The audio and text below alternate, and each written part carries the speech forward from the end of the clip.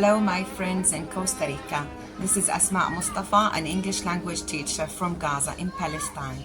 I am sending you these words from the heart of genocide, the heart of pain and destruction, but also from the heart that still believes in life.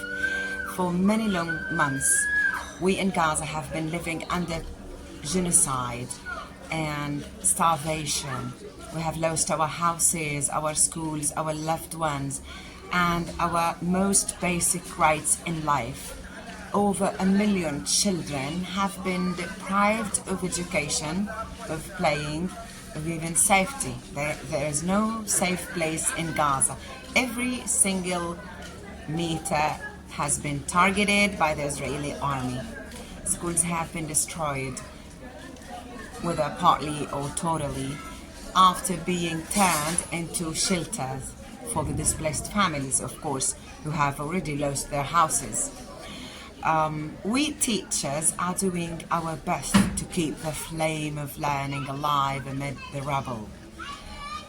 Yet despite it all, the dream has not died. We still believe that education is our path to freedom and that the voice of Palestinian children must be heard around the world, including in your lovely country, Costa Rica. My message to you is, don't forget Gaza, please. Don't let the truth fade away. You can make a difference with a story, with a photo, even a word, by sharing our stories. Your solidarity is a powerful act of justice. It means much to the Gazans in these very, very difficult times. From my heart to you, thank you so much.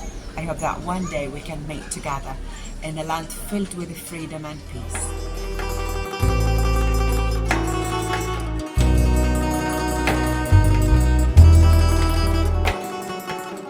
Before the 7th of October, education in Gaza was already under pressure because of having overcrowded classrooms, limited resources, the electricity cuts at least 8 hours a day, the deep psychological stress in both students and teachers and the whole system of education. But despite all of this, we managed to create safe, creative spaces for learning. But today, after the 7th of October, unfortunately, the situation is completely different. It is really, really catastrophic. Most schools have either been destroyed or turned into overcrowded shelters for the displaced families who have really lost their houses. In all Gaza Strip, the educational process has completely stopped. There are no books, no schools, no classrooms, no psychological safety, no areas, no environment, no zones for education, and more than 17,000 students were targeted, were killed. They lost the right of having a life and the right of having safety, the right of education.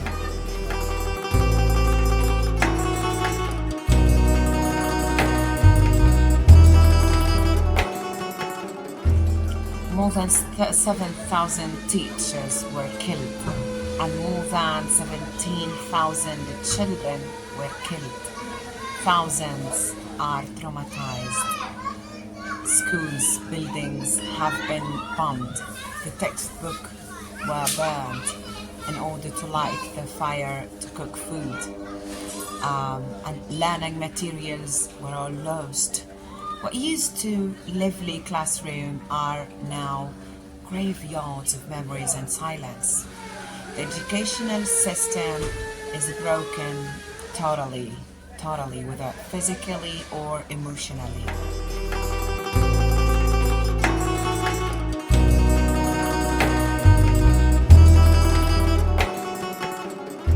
If I want to describe the reality regarding the right to education in Gaza, of course, I would like to say there is no extant education in Gaza, but only some initiated teachers were able to start telling stories, to make this emotional discharge for the children in order to keep them psychologically safe or at least in a better psychologically health.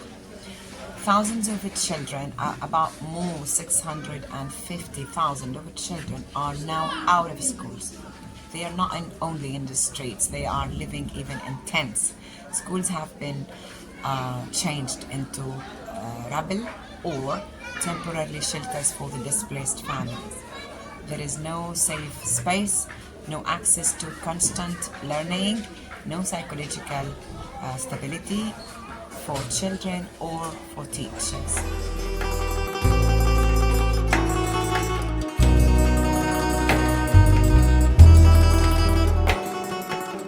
Of course, being a teacher in Gaza is not just a profession, it's a mission. It's a form of resistance. The initiated teachers teach under the siege, under the drones, under the helicopters, bombing everywhere. There is no safe place for us. Yet every lesson is an act of hope and is a declaration that we believe in life, and even in the facing of the death every day. It's not only war, it's genocide. We are facing genocide beside the starvation for the children, for the families, for the civilians.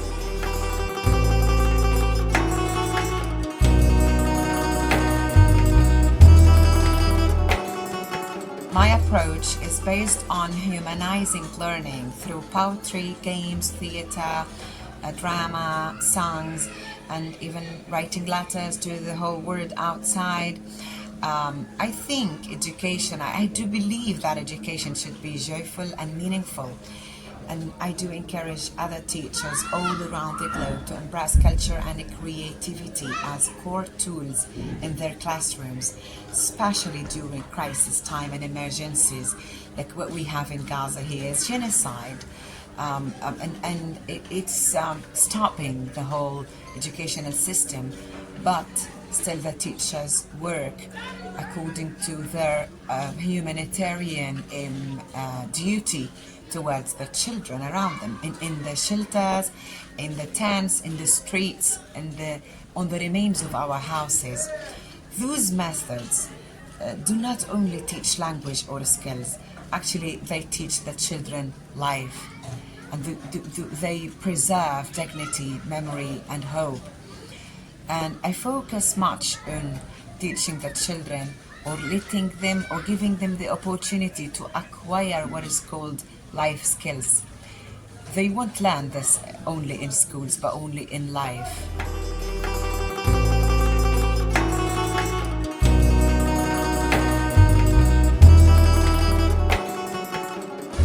Of course, I believe that education is the strongest weapon that teachers have ever. Through it, we raise generations who are aware of their rights and are proud of their identity and equipped with a critical thinking. Those children can grow into leaders who can speak truth to power. They can write, they can dream, they can build or rebuild the Gaza Strip as it was before. I believe that our pens are our protest.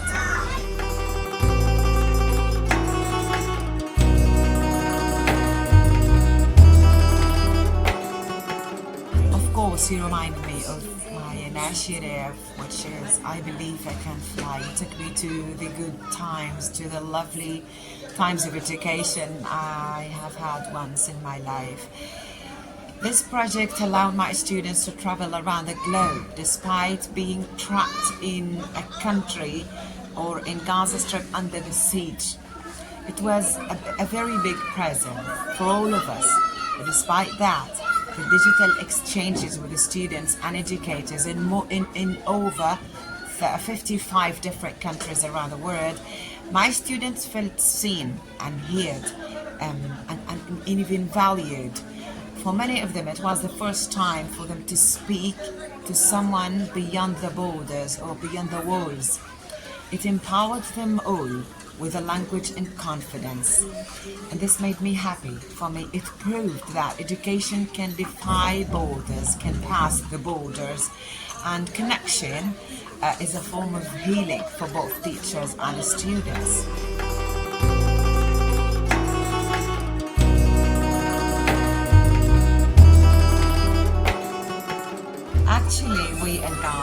to rebuild education as an urgent right, not just as a service.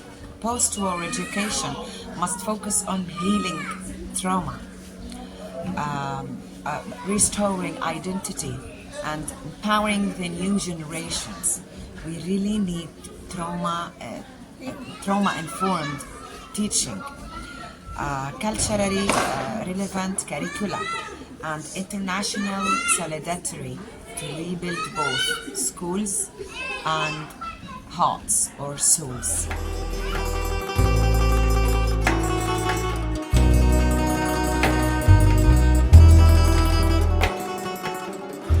People around the world can help in supporting Gaza's right to education and peace by telling the truth, by amplifying our voices, by sharing our stories, by advocating for justice and accountability.